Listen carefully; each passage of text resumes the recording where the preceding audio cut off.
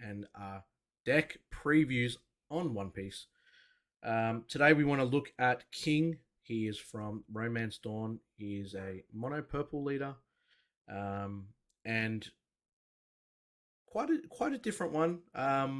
The deck kind of revolves around you having pretty much all your Don cards on field. Um, it's still a pretty good effect. We will go into it, and then I'll go show you my card choices. I haven't really seen the One Piece film red deck. I know it's got some good purple cards in there. I don't know if I would add any of them in here. I haven't really looked into it too much. I'm just trying to create kind of what's available at us at launch. But if you guys enjoy this deck profile, and you want me to make another one with the updated cards once the film red deck comes out, leave a comment below. And also let me know if your ratios are different than mine and what you think you could see this deck becoming. Um, and consider subscribing to the channel if you haven't already, guys. It definitely will help us out a lot. And leave a thumbs up on the video if you enjoyed deck preview so we can continue to make content for you guys. With that out of the way, let's jump into the deck today. So, King, on your turn, if you have 10 Don cards on your field, all your opponent's characters have minus 1,000 power.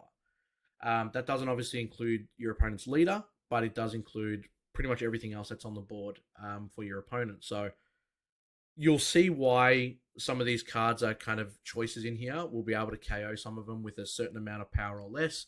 And it makes for a decent deck. I'd say it's probably the weaker out of the two purples. So if you haven't checked out the Kaido deck preview, definitely consider doing so. But yeah, we'll jump back into it now. I've got Black Maria at 2. She is a 2 cost to play. Reason why, obviously, she's a 2 cost blocker and a lot of other decks have a 1 cost is because this deck allows you to ramp so quickly that it would be kind of crazy to give her a 1 cost. Plus, she's also searchable from the Animal Kingdom Pirates tag. So that'll come into a factor. We've got Kurazumi as well, a 2 cost 3k power blocker. We've put her at 4 because you get a little bit more value out of her when you play her as a blocker on the field. We're running 4 Sasaki's on here as well. He's 2,000 counter power, so pretty much good in your hand. Kind of okay, I guess, on the field. You can put a Don underneath him, and when he attacks, you may trash 1 card from your hand. You can add 1 Don card from your Don deck and rest it. Probably better to play him as a counter, but depending on how your playstyle is and how the situation's looking, you might end up using that effect. Who's Who? A card that I wouldn't normally add in Kaido, for example, but he is definitely good in a deck like this. If you find him in life, you can play this card for free. Otherwise, he is a 3 cost, 3k, and on play, you can return 1 Don back to the Don deck. And you can KO up to one of your opponent's cost 3 or lower cards. So he's going to have his ability pretty much active pretty much all the time. And then if you get to the end game and you've got 10 Don cards on your field, you'll be able to kind of KO.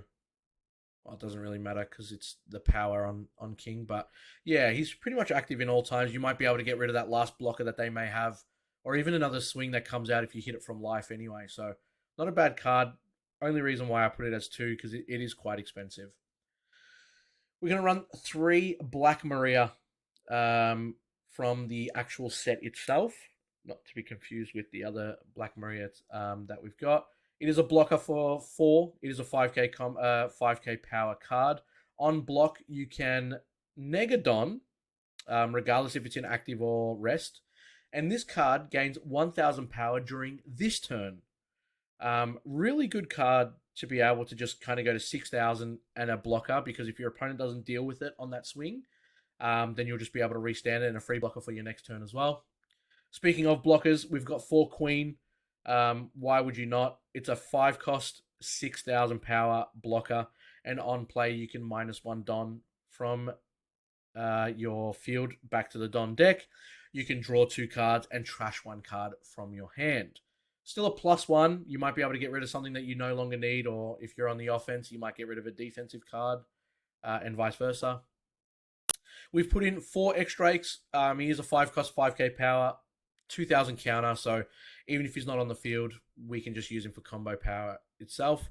On play, however, you can neg a Don and your opponent trashes one card from their hand. Probably one of the stronger 2K counters that I've definitely seen in the game.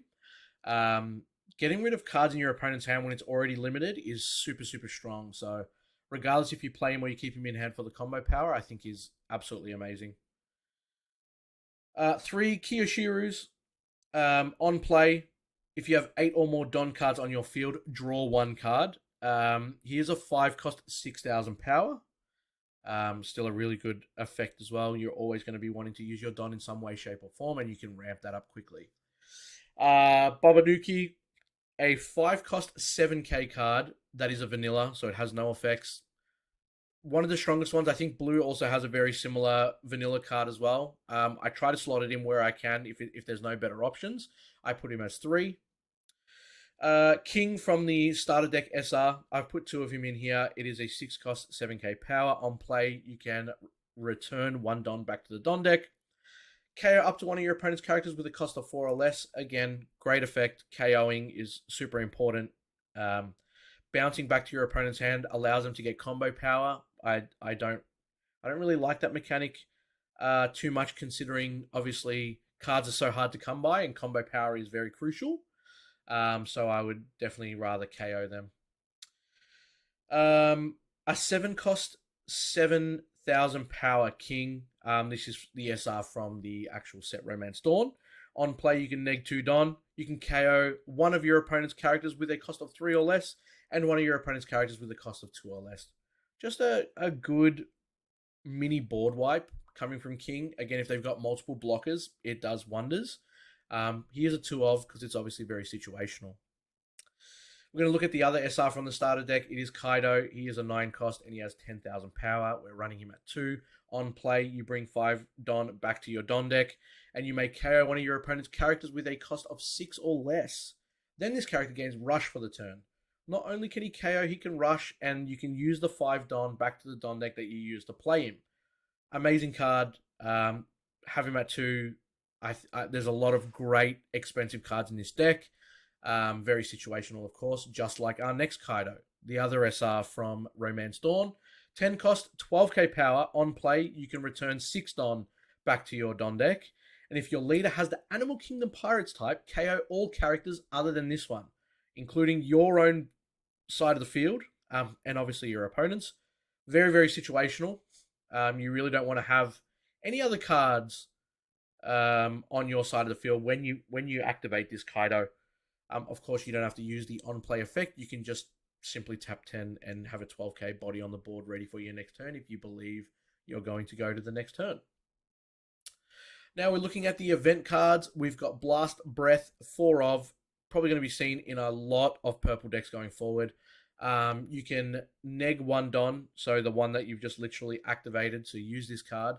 And for this battle, your leader or one of your characters gets 4,000 power.